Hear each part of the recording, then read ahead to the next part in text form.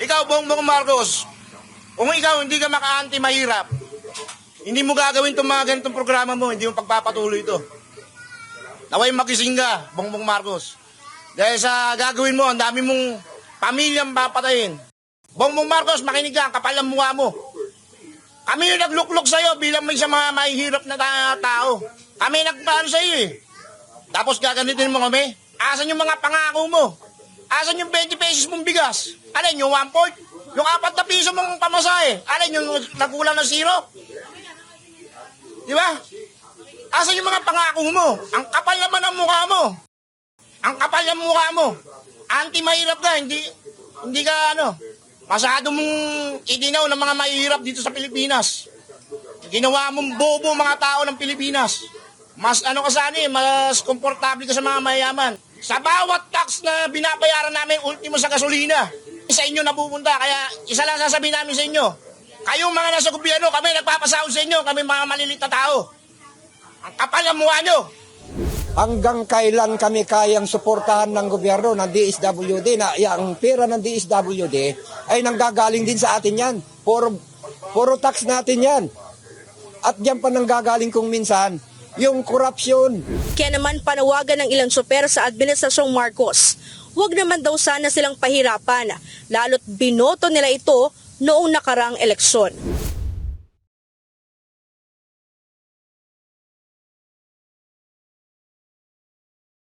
Tapos na ang franchise consolidation para sa Public Utility Vehicle Modernization Program o PUVMP ng gobyerno nitong 30 ng Abril.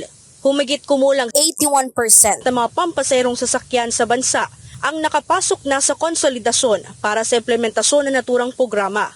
Pero marami-rami pa rin sa ating mga kababayan ang hindi sumali rito. Katulad na lamang ni Kuya Michael na tuloy pa rin sa pamamasada kahit hindi nakapag-consolidate. Ayon sa kanya, handa siyang makipagpatintero oras magkahulihan. Sa ngayon, ang hiningi namin hanggang liig na lang eh. Kasi talagang nakatakot kami dahil baka mamaya pasokin kami rito ng mga manguhuli na. Kaya yun din, kaya lagi kaming alerto din kahit pa paano.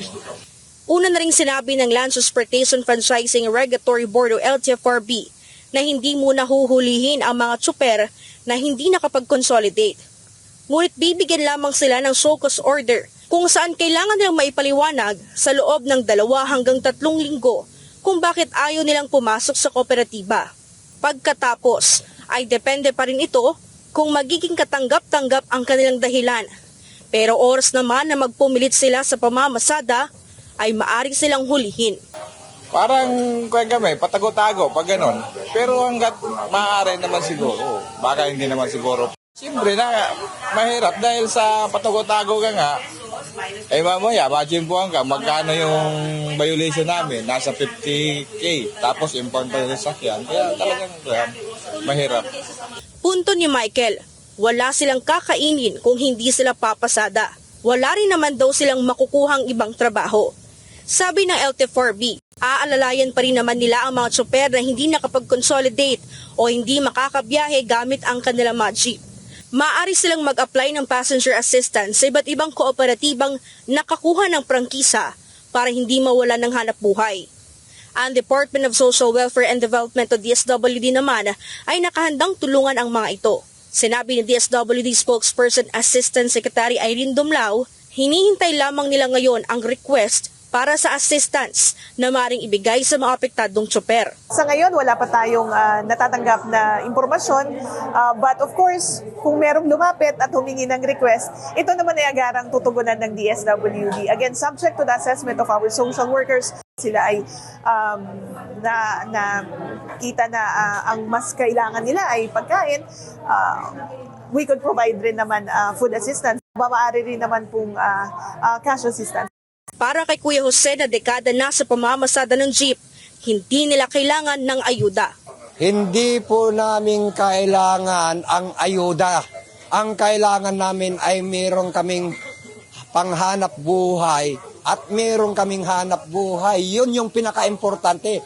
Hanggang kailan kami kayang suportahan ng gobyerno ng DSWD na ang pera ng DSWD ay nanggagaling din sa atin yan. Puro tax natin yan. At diyan pa nanggagaling kung minsan, yung korupsyon. Kaya naman panawagan ng ilang tsoper sa Administrasyong Marcos, huwag naman daw sana silang pahirapan, lalo't binoto nila ito noong nakaraang eleksyon. Ikaw, Bongbong Marcos, kung ikaw hindi ka maka-anti mahirap, hindi mo gagawin itong mga ganitong programa mo, hindi mo pagpapatuloy ito. Naway magising ka, Bongbong Marcos. Dahil sa gagawin mo, ang dami mong pamilyang papatayin. Bongbong Marcos, makinig ka, kapal ang mukha mo. Kami yung nagluklok sa'yo bilang may sa mga mahihirap na tao. Kami nagpaano sa'yo eh. Tapos gaganitin mo kami. Asan yung mga pangako mo? Asan yung 20 pesos mong bigas? Alin yung 1 point? Yung 4 na piso mong pamasahe? Alin yung nagkulang na zero?